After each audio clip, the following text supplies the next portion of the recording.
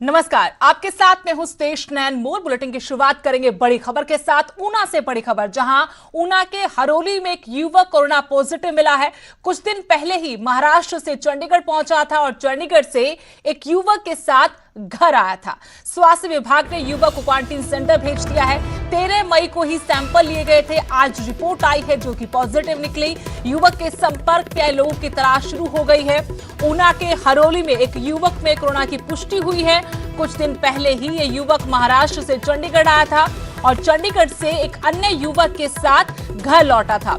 स्वास्थ्य विभाग ने युवक को क्वारंटीन सेंटर भेज दिया है, लेकिन बता दें कि 13 मई को युवक के सैंपल लिए गए। आज रिपोर्ट आई जिसमें कोरोना की पुष्टि हो गई है। युवक के संपर्क में आए लोगों की तलाश में टीम जुट गई है। ऊना के हरोली से ये बड़ा मामला, जहां एक युवक में कोरोना की पुष्टि हुई है। बाहर से आए लोगों की वजह से हिमाचल में कोरोना के मामले बढ़ते जा रहे हैं। इसी तरह से ऊना के हरोली में भी एक युवक कोरोना पॉजिटिव पाया गया है, जो कुछ दिन पहले ही महाराष्ट्र से अपने घर लौटा था। पहले चंडीगढ़ आया, यहां से एक अन्य युवक के साथ अपने घर पहुंचा। स्वास्थ्य विभाग ने युवक को क्वारंटीन सेंटर भेज दिया है। 13 मई को इस युवक के सैंपल लिए गए थे, जिसकी रिपोर्ट आ जाए, जिसमें कोरोना की पुष्टि हो गई है। अब टीम तलाश में जुटी है कि कौन कौन लोग थे जो इस युवक के संपर्क में रहे। इस खबर पर और जानकारी के साथ ऊना से मेरे सहयोगी अमित शर्मा फोन लाइन पर जुड़ गए हैं। अमित, हरोली से एक मामला सामने आया है, कोरोना पॉजिटिव एक युवक, इस बारे में क्या जानकारी है? जी बिल्कुल, मैं आपको बताना चाहूंगा कि ऊना के हरोली क्षेत्र का युवक जो है वो कोरोना पॉजिटिव पाया गया है और जो उसकी अभी तक ट्रैवल हिस्ट्री जांची गई है उसमें जो पता चला है कि ये युवक जो है वो कुछ दिन पहले ही महाराष्ट्र से चंडीगढ़ पहुंचा है। ये युवक जो है अमित, लगता है संपर्क में कुछ दिक्कत है, तकनीक खामी के चलते हम आपको ठीक तरीके से नहीं सुन पाए, लेकिन जानकारी अपने दर्शकों को देना चाहें कि हरोली से मामला सामने आ जाए कि युवक में कोरोना की पुष्टि हुई है। कुछ दिन पहले ही ये युवक महाराष्ट्र से घर लौटा था। इसके बाद 13 मई को सैंपल लिए गए। सैंपल की रिपोर्ट अब आई है और इसमें कोरोना की पुष्टि हुई है। युवक के संपर्क में आए लोगों की तलाश की जा रही है।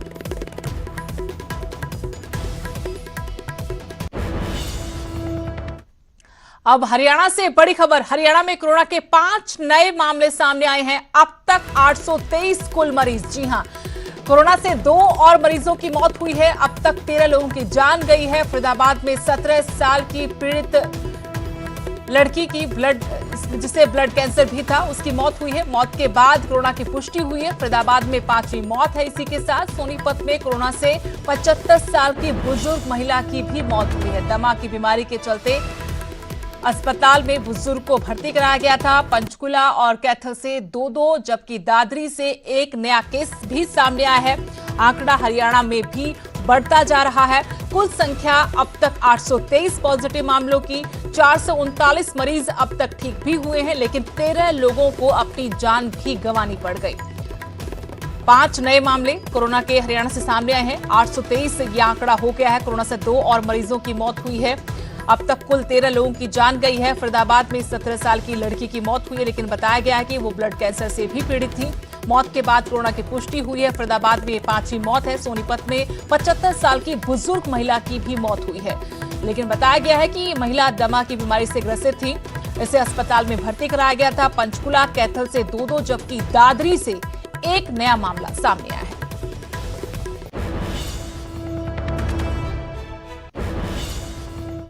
अमृतसर से बड़ी खबर और राहत की खबर यह कि 95 श्रद्धालुओं को अस्पताल से छुट्टी मिल गई है। हजूर साहिब से ये सभी लौटे थे। गुरु नानक देव अस्पताल में 44 श्रद्धालुओं को छुट्टी दे दी गई। गुरु रामदास अस्पताल से 51 श्रद्धालु ठीक होकर घर लौट गए हैं।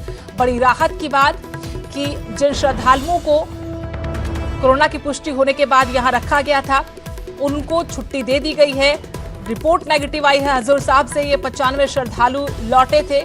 गुरु नानक देव अस्पताल में 44 श्रद्धालुओं को छुट्टी दी है। गुरु रामदास अस्पताल से 51 श्रद्धालु ठीक होकर अब तक अपने घर लौट चुके हैं।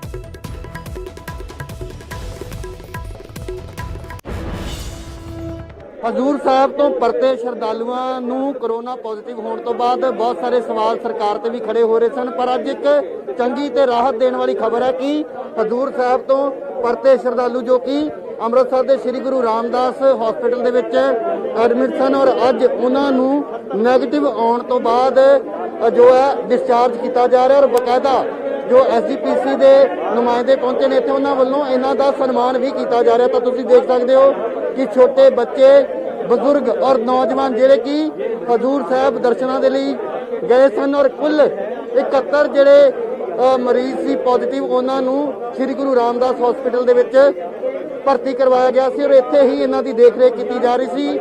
ਤਾਂ ਐਸਜੀਪੀਸੀ ਦੇ ਪ੍ਰਬੰਧਾਂ ਦੇ ਅਧੀਨ ਇਹ ਹਸਪਤਾਲ ਚਲਾਇਆ ਜਾਂਦਾ ਔਰ ਤੁਸੀਂ ਦੇਖੋ ਕਿ ਜਿੰਨੇ ਵੀ ਮਰੀਜ਼ ਕੁੱਲ ਇੱਥੇ 71 ਮਰੀਜ਼ ਜਿਹੜੇ ਨੇ ਜਿਨ੍ਹਾਂ ਦਾ ਇਲਾਜ ਕੀਤਾ ਜਾ ਰਿਹਾ ਸੀ ਔਰ ਉਹਨਾਂ ਦੇ ਵਿੱਚੋਂ 51 ਜਿਹੜੇ ਨੇ ਉਹਨਾਂ ਦੇ ਟੈਸਟ ਰਿਪੋਰਟ ਨੈਗੇਟਿਵ ਆਉਣ ਤੋਂ ਬਾਅਦ ਅੱਜ ਉਹਨਾਂ ਨੂੰ ਆਪਣੇ ਆਪਣੇ ਘਰਾਂ ਦੇ ਲਈ ਰਵਾਨਾ ਕੀਤਾ ਜਾ ਰਿਹਾ ਔਰ ਬਕਾਇਦਾ ਐਸਜੀਪੀਸੀ ਵੱਲੋਂ ਇੱਥੇ ਉਹਨਾਂ ਨੂੰ ਵਿਸ਼ੇਸ਼ ਸਨਮਾਨ ਦਿੱਤਾ ਜਾ ਰਿਹਾ ਕਿਉਂਕਿ ਜਦੋਂ ਤੋਂ ਕੋਰੋਨਾ ਪੋਜ਼ਿਟਿਵ ਜਿਹੜੇ ਮਰੀਜ਼ ਸਾਹਮਣੇ ਆ ਰਹੇ ਸਨ ਤਾਂ ਉਹਨਾਂ ਨੂੰ ਇੱਕ ਵੱਖਰੇ ਨਜ਼ਰੀਏ ਦੇ ਨਾਲ ਦੇਖਿਆ ਜਾ ਰਿਹਾ ਸੀ ਜੋ ਕਿ ਕਾਫੀ ਮੰਦਭਾਗਾ ਸੀ। ਤਾਂ ਇਹ ਇੱਕ ਚੰਗੀ ਖਬਰ ਹੈ ਕਿ ਹਜ਼ੂਰ ਸਾਹਿਬ ਤੋਂ ਪਰਤੇ ਸ਼ਰਧਾਲੂ ਹੁਣ ਜਦੋਂ ਨੈਗੇਟਿਵ ਆ ਰਹੀਆਂ ਉਹਨਾਂ ਦੀਆਂ ਰਿਪੋਰਟਾਂ ਤਾਂ ਉਹਨਾਂ ਨੂੰ ਆਪਣੇ ਆਪਣੇ ਘਰਾਂ ਦੇ ਲਈ ਰਵਾਨਾ ਕੀਤਾ ਜਾ ਰਿਹਾ। ਤਾਂ ਇੱਥੇ ਐਸਜੀਪੀਸੀ ਦੇ ਮੁੱਖ ਸਕੱਤਰ ਡਾਕਟਰ ਰੂਪ ਸਿੰਘ ਵੀ ਨੇ, ਉਹਨਾਂ ਦੇ ਨਾਲ ਗੱਲਬਾਤ ਵੀ ਕਰਨ ਦੀ ਕੋਸ਼ਿਸ਼ ਕਰਦੇ ਹਾਂ। ਤਾਂ ਇੱਥੇ ਤੁਸੀਂ ਦੇਖੋ ਡਾਕਟਰ ਸਾਹਿਬ ਇੱਕ ਚੰਗੀ ਖਬਰ ਹੈ ਔਰ ਰਾਹਤ ਵਾਲੀ ਖਬਰ ਹੈ ਕਿਉਂਕਿ ਹਜ਼ੂਰ ਸਾਹਿਬ ਤੋਂ ਪਰਤੀ ਸੰਗਤ ਨੂੰ ਲੈ ਕੇ ਕਈ ਤਰ੍ਹਾਂ ਦੀਆਂ ਦੁਵਿਧਾ ਜਿਹੜੀਆਂ ਪੈਦਾ ਕੀਤੀਆਂ ਜਾ ਰਹੀਆਂ। ਤਾਂ ਅੱਜ ਕਿੰਨੀ ਕੁ ਖੁਸ਼ੀ ਸਮਝਦੇ ਹੋ ਇਹ ਜਿਹੜੇ ਸ਼ਰਧਾਲੂ ਅੱਜ ਆਪਣੇ ਆਪਣੇ ਘਰਾਂ ਨੂੰ ਪਰਤ ਰਹੇ ਨੇ? ਦੇਖੋ ਸੱਚਖੰਡ ਸ੍ਰੀ ਹਜ਼ੂਰ ਸਾਹਿਬ ਤੋਂ ਜਿਹੜੇ ਸ਼ਰਧਾਲੂ ਆਏ ਸੀ ਉਹਨਾਂ ਨੂੰ ਲੈ ਕੇ ਬਹੁਤ ਵੱਡੀ ਇੱਕ ਸਿਆਸੀ ਅਖਾੜਾ ਬਣਾ ਦਿੱਤਾ ਸੀ ਪਰ ਗੁਰੂ ਰਾਮਦਾਸ ਪਾਤਸ਼ਾਹ ਨੇ ਕਿਰਪਾ ਕੀਤੀ ਹੈ। ਗੁਰੂ ਰਾਮਦਾਸ ਦੇ ਹਸਪੀਟਲ 'ਚ ਜਿਹੜੇ ਪੇਸ਼ੈਂਟ ਐਡਮਿਟ ਕੀਤੇ ਗਏ ਸੀ ਉਹ ਸਤਿਗੁਰੂ ਦੀ ਕਿਰਪਾ ਸਦਕਾ ਠੀਕ ਹੋ ਕੇ ਅੱਜ ਘਰ ਨੂੰ ਜਾ ਰਹੇ ਆ। 51 ਦੇ ਕਰੀਬ ਜਿਹੜੇ ਪੇਸ਼ੈਂਟ ਨੇ ਉਹਨਾਂ ਦੇ 3 ਵਾਰਾਂ ਵੀ ਟੈਸਟ ਹੋ ਗਏ ਨੇ, ਉਹ ਨੈਗੇਟਿਵ ਆਏ ਨੇ। ਅਸੀਂ ਗੁਰੂ ਰਾਮਦਾਸ ਦੇ ਦਰ ਤੇ ਅਰਦਾਸ ਕਰਦੇ ਹਾਂ ਕਿ ਸੱਚੇ ਪਾਤਸ਼ਾਹ ਰਹਿਮਤ ਕਰਨ, ਇਹ ਆਪਣੇ ਘਰਾਂ ਦੇ ਵਿੱਚ ਜਾ ਕੇ ਸੁਖੀ ਜੀਵਨ ਬਤੀਤ ਕਰਨ। ਡਾਕਟਰ ਅੱਜ सिख धर्म ਦੇ ਵਿੱਚ ਇੱਕ ਮਹਾਨ अमृतसर के बाद सिरसा से भी कुछ ऐसी राहत की खबर है। नागरिक अस्पताल में 2 कोरोना संक्रमित की रिपोर्ट नेगेटिव आई है। दोनों नांदेड़ से लौटे थे, वहां से लौटते ही सैंपल लिए गए थे जिसमें रिपोर्ट पॉजिटिव आई थी। अब लगभग 14 दिन के बाद दोनों श्रद्धालुओं की रिपोर्ट नेगेटिव आई है। इसके बाद दोनों श्रद्धालुओं को नागरिक अस्पताल से छुट्टी दे दी गई। आज नागरिक अस्पताल में सिरसा के डीसी, सीएमओ सहित अस्पताल के कोविड-19 स्टाफ ने ताली बजाकर इन श्रद्धालुओं का हौसला बढ़ाया। सिरसा के अंदर कुल 7 केस कोरोना पॉजिटिव के आए थे जिसमें से 6 नेगेटिव होकर यानी कि पूर्ण तरह से ठीक होकर अपने घरों को जा चुके हैं। अभी एक बाकी है, उसकी भी पूर्ण उम्मीद है कि वो जल्दी ठीक हो। लोगों से यही अपील करना चाहता हूँ, इस बीमारी से बचने का एक ही तरीका है, वो है सामाजिक दूरी बनाकर रखना। सिरसा से राहत भरी खबर आई है। कोरोना के 2 संक्रमित मरीजों की रिपोर्ट नेगेटिव आई है। तस्वीरें हम आपको दिखा दें कि ये 2 कोरोना संक्रमित मरीज हैं जो कि नांदेड़ साहिब से आए थे और अब उनकी रिपोर्ट है नेगेटिव आई है और आज इन्हें अस्पताल से डिस्चार्ज किया जा रहा है। तस्वीरें आप देख रहे हैं, सीएमओ सुरेंद्र नैन, सिरसा के डीसी खुद यहाँ पर पहुँचे हैं और इनको मोटिवेट कर रहे हैं। तमाम जो हेल्थ वर्कर्स हैं वो इन जो 2 कोरोना संक्रमित मरीज जिन्हें हम कहेंगे उनकी रिपोर्ट नेगेटिव आने के बाद उन्हें कहीं ना कहीं ताली बजाकर उनका अभिनंदन कर रहे हैं, मोटिवेट उनको कर रहे हैं। तो बिल्कुल एक राहत भरी खबर सिरसा से आई है। ये कुल 18 श्रद्धालु आए थे जिनकी टेस्ट हुए थे और उनमें से 2 कोरोना पॉजिटिव मरीज पाए गए थे और उनकी फ़िलहाल अब जांच हुई है और उस जांच में रिपोर्ट नेगेटिव आई है। तो बिल्कुल राहत वाली खबर सिरसा से मिल रही है कि कोरोना संक्रमित जो मरीज थे उनकी रिपोर्ट नेगेटिव आ गई है और अब सिरसा में एक ही एक्टिव केस रह गया है। सिरसा से नकुल जसूजा, न्यूज़ 18। प्रवासी मजदूरों के लिए बेहतर इंतजाम के दावे करने वाली पंजाब सरकार को यह खबर जरूर देखनी चाहिए। सैकड़ों की तादाद में यूपी, बिहार जाने के लिए मजदूरों ने उन रास्तों को चुना है जहां कदम कदम पर मौत खड़ी है। देखिए न्यूज़ 18 की एक्सक्लूसिव रिपोर्ट।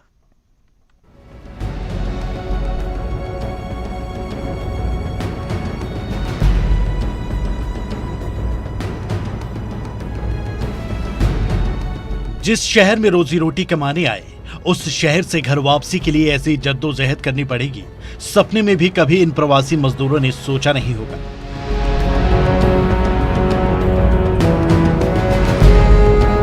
आप ये बताइए, सरकार कह रही है कि मजदूर कहीं ना जाएं, अपने जिन शहरों में आप काम करते हैं वहीं रहें, आपके लिए शिविर बनाए जाएंगे, खाने का सामान दिया जाएगा और आपको भेजने की व्यवस्था की जाएगी। कोई व्यवस्था नहीं मिली आपको? कोई सर ऐसी व्यवस्था नहीं हो पा रही, सिर्फ आदेश दिए जाते हैं, सिर्फ समझाया जाता है ये होगा, कहीं कुछ नहीं होता है सर। 1% की सुविधा नहीं ऑन लेवल हो रही है सर जी।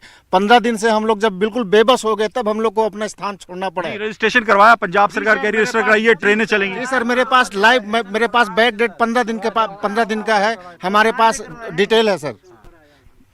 तो कोई वहाँ से रिस्पांस नहीं आया? जी सर, कोई रिस्पांस नहीं आता है। उसके बाद भी अगर कोई वहाँ से कोई नंबर होता नहीं है सर, हम लोग वेट ही कर सकते हैं। 15 दिन वेट करने के बाद हम लोग यहाँ पे ये कदम उठाए। अंबाला के नजदीक हरियाणा पंजाब की सीमा शंभू बॉर्डर पर चप्पे चप्पे पर सख्त पहरा है, लिहाजा पुलिस को चकमा देने के अलावा मजदूरों के पास कोई दूसरा विकल्प नहीं है और उन जोखिम भरे रास्तों को चुना है जहां एक लापरवाही जान पर भारी पड़ सकती है। सैकड़ों की तादाद में जो प्रवासी मजदूर हैं लगातार चले जा रहे हैं। पंजाब की तरफ से लोग आए हैं और इनको आगे दिल्ली से होते हुए उत्तर प्रदेश के झांसी, लखनऊ और कई लोगों को बिहार के अलग अलग इलाकों में जाना है। जो रूट है वो हरियाणा से होकर जाता है, लेकिन हरियाणा में इन लोगों की एंट्री नहीं है और इस वजह से देखिए कितने खतरनाक तरीके से जो घग्गर नदी है इसको ये लोग पार कर रहे हैं।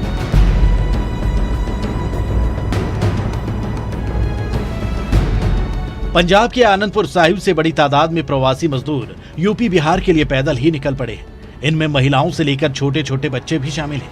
हरियाणा की सीमा में दाखिल होने के लिए ये मजदूर राजगढ़ गांव से जंगल के रास्ते आगे बढ़ रहे हैं। एक तरफ घग्गर नदी तो दूसरी तरफ उन तमाम नालों को पार करने की चुनौती है जो राह में रोड़ा बने।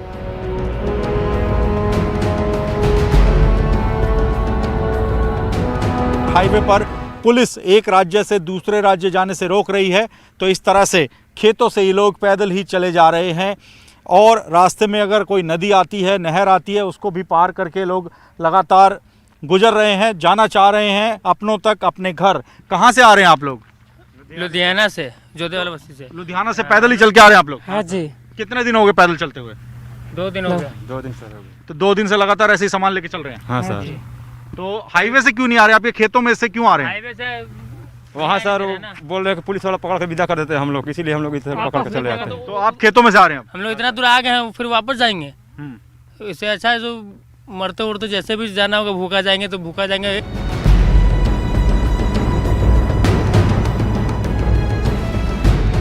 सिर पर बोझा और पैदल ही सैकड़ों किलोमीटर का सफर, ऊपर से मई का महीना। लॉकडाउन में ऐसी तस्वीरें दिल को झकझोर देने वाली है। किसी को बदायूं, झांसी और लखनऊ जाना है तो किसी को उत्तर प्रदेश के बॉर्डर को भी पार करके बिहार जाना है। लेकिन मजदूरों के इस हालात के लिए हरियाणा के गृह मंत्री अनिल विज सीधे तौर पर पंजाब को कसूरवार ठहरा रहे हैं। पंजाब अपने दायित्व को ठीक ढंग से निभा नहीं रहा और हमारे डीजीपी ने पंजाब के डीजीपी के साथ कई बार बात की है कि आप इन लोगों को रोकिए अपने ही प्रदेश में। और मुझे तो हैरानगी होती है कि एक तरफ पंजाब के मुख्यमंत्री अमरिंदर सिंह कहते हैं कि हमने कर्फ्यू लगा रखा है, फिर कर्फ्यू लगा रखा है तो इतनी बड़ी संख्या में लोग कैसे आ रहे हैं?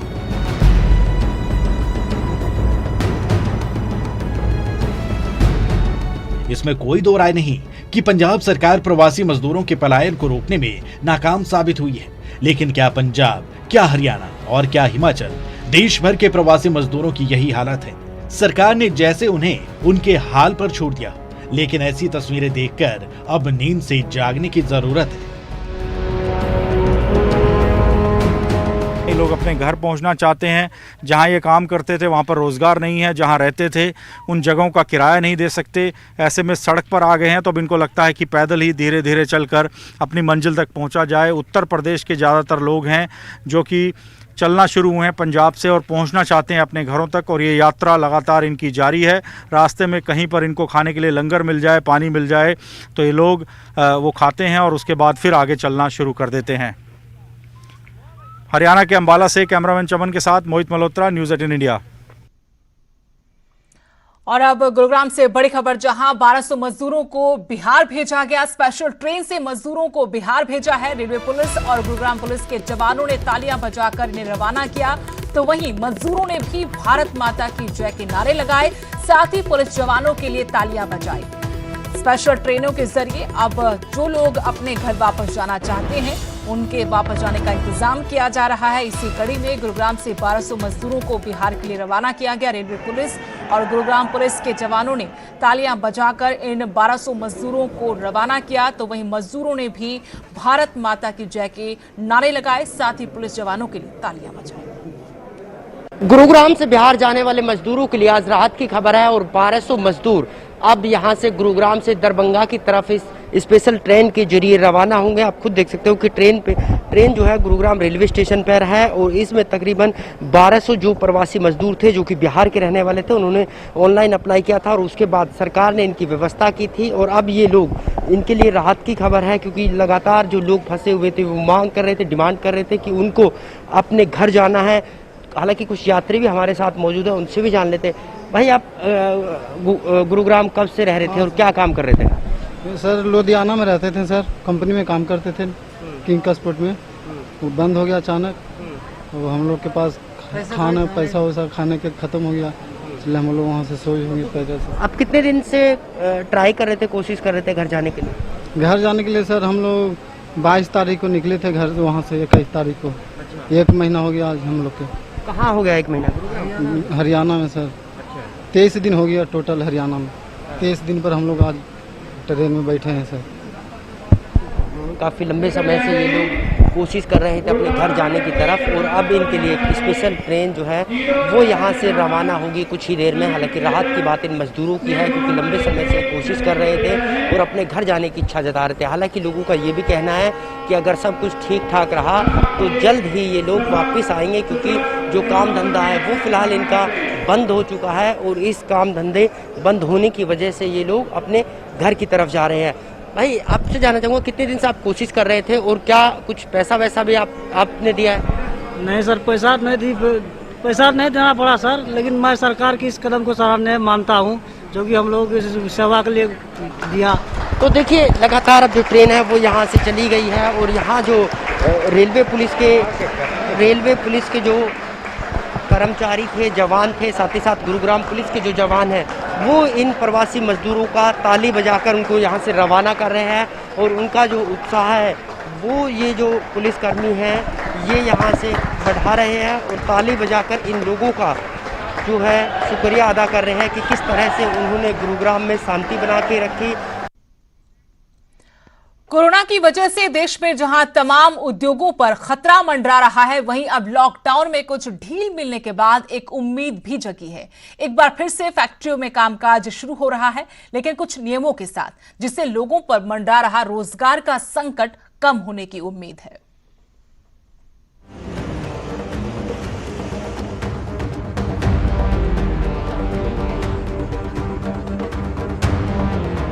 कोरोना की वजह से जहां देश की रफ्तार थमी, वहीं आर्थिक व्यवस्था को तगड़ा झटका लगा है। यहां तक कि बड़ी संख्या में लोगों के सामने रोजगार का संकट पैदा हो गया। लेकिन अब लॉकडाउन में मिली ढील और फैक्ट्रियों में कामकाज शुरू होने से उम्मीद की किरण जरूर मिली है। रोहतक की नट बोल्ट फैक्ट्री में एक बार फिर काम शुरू हुआ है। सोशल डिस्टेंसिंग का ख्याल रखते हुए फैक्ट्री में काम शुरू हुआ है। वहीं अब रोजगार का संकट कम होने की भी उम्मीद जगी है। आज ये पोजीशन है कि भाई बिजनेस ऑलमोस्ट 50% से भी ज़्यादा गिरा हुआ है। अभी भी सटन विद इन इंडिया बहुत सारे कस्टमर्स हमारे खुले नहीं हैं क्योंकि कोई रेड जोन में है, कोई कंटेनमेंट एरिया में है। तो एक तो पहले सब कस्टमर्स को खुलना है और उसके बाद सबके पास लेबर की अवेलेबिलिटी चाहिए, प्लस अपनी वर्किंग कैपिटल लिमिट्स चाहिए। तो कंट्री और पूरा वर्ल्ड जहाँ 400 करोड़ इस वक्त लॉकडाउन पोजीशन में एक बहुत ही क्रिटिकल स्टेज पे है।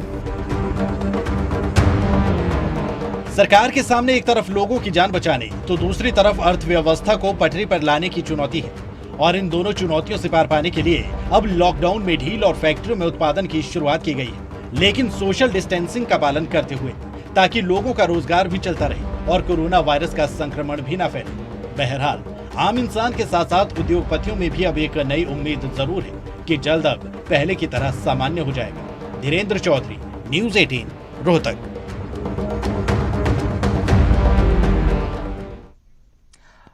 कोरोना वायरस का असर देश और दुनिया की तरह पर्यटन नगरी मनाली पर भी पड़ा है। हमेशा पर्यटकों से गुलजार रहने वाले मनाली शहर की तस्वीर इस बार बिल्कुल बदल गई है। एक तरफ जहां लोगों की भीड़ कम होने से पर्यावरण बेहद अच्छा हुआ, तो दूसरी तरफ पर्यटन कारोबारियों को काफी नुकसान हुआ है।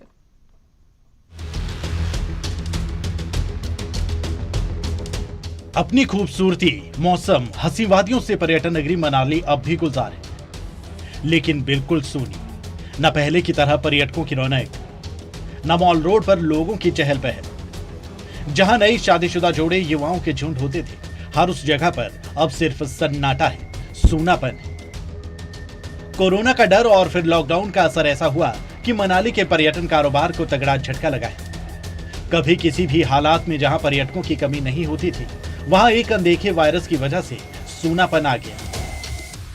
पहले जो है यहाँ पर काफ़ी टूरिस्ट आते थे, लेकिन इस बार कोई भी यहाँ पर टूरिस्ट नहीं आ रहा है और हम सभी सोशल डिस्टेंस का पालन करते हुए सभी अपने घरों में रह रहे हैं। मनाली में यहाँ पर बहुत सारे विदेशी पर्यटक और अंतर्राज्यीय जो भी इंडिया के जो पर्यटक है वो आते रहते हैं, इससे हमेशा गुलजार रहती थी। लेकिन इस साल लॉकडाउन की वजह से बिल्कुल सुनसान पड़ी है मनाली। तो लोगों ने भी यहाँ पर जो लोकल पब्लिक है, उन्होंने सब ने अपना रुख जो है बगीचों की ओर कर दिया है, सब ने बगीचों का काम शुरू कर दिया है। एक तरफ लॉकडाउन की वजह से यहाँ का मौसम बेहद साफ और पूरे देश में सबसे स्वच्छ स्तर पर भी पहुंचा। दूसरी तरफ तमाम उन लोगों के लिए ये दिन मायूसी से कम नहीं, जिन्हें घूमना पसंद है या फिर जो लोग पर्यटन कारोबार से जुड़े हैं। जिन्हें मनाली में रौनक पसंद है, उन्हें ये सूनापन, ये सन्नाटा किसी अभिशाप से कम नहीं लगता। फिलहाल जो स्थानीय लोग पर्यटकों के स्वागत के लिए तरस रहे हैं, वो किसी तरह घर के बाग बगीचों में काम करके अपना वक्त बिताने को मजबूर है, इस उम्मीद के साथ कि एक दिन सब पहले की तरह सामान्य होगा, एक दिन फिर पहले की तरह रौनक होगी और सड़कों पर चहल पहल फिर लौटेगी। सचिन शर्मा, न्यूज़ 18, मनाली। एक तरफ जहां सारी दुनिया कोरोना जैसी महामारी के साथ जूझ रही है, वहीं बेमौसमी बारिश के कारण किसानों की फसल बर्बाद हो गई। अनाज मंडी में पुख्ता प्रबंध न होने की वजह से सैकड़ों क्विंटल गेहूं पानी पानी हो गया। तस्वीरें झज्जर मंडी की हैं। किसानों की ओर से बच्चों के जैसे पाली अपनी फसल बेमौसमी बरसात के कारण पानी पानी हो गई। दरअसल मौसम विभाग की ओर से बरसात का अलर्ट तो जारी किया गया था, लेकिन अधिकारियों के द्वारा मंडी में फसल के बचाव के लिए कोई पुख्ता प्रबंध नहीं किए गए। किसानों का कहना है कि बारिश के कारण करीब 1.25 लाख क्विंटल गेहूं पानी में बह गया, जबकि आढ़तियों का कहना है कि मंडी सिर्फ भगवान के भरोसे चल रही है, कोई भी अधिकारी मंडी का दौरा करने के लिए नहीं आता।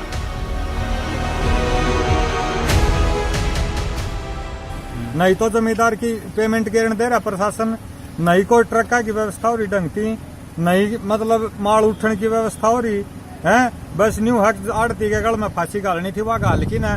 जब तो छह डीसी मीटिंग ले क्या भाई कोई डीसी आके ना संभालता कोई प्रशासन अधिकारी। बारिश को खास नहीं भाई, क्योंकि आड़ती पत्र बल का प्रबंध अपना जो मैं नुकसान हो रहा है ना, वो जो उठान ना के बराबर हो रहे हैं। उधर दूसरी ओर अधिकारियों का कहना है कि किसानों और आढ़तियों को पहले से ही मौसम के प्रति सूचित कर दिया गया था, लेकिन फसल के बचाव के लिए उनकी ओर से कोई ठोस कदम नहीं उठाए गए। हालांकि उन्होंने कहा कि खराब हुई फसल की भरपाई की जाएगी। ये अनाज मंडी में कोई नुकसान नहीं है, सभी ने अपने तरपाल कवर करके रख रखे हैं और इतनी ज्यादा बारिश भी नहीं है जैसे नुकसान हो सकता। सर आड़तियों की समस्या है कि उठान नहीं हो रहा और ना ही पेमेंट मिल रही टाइम पे।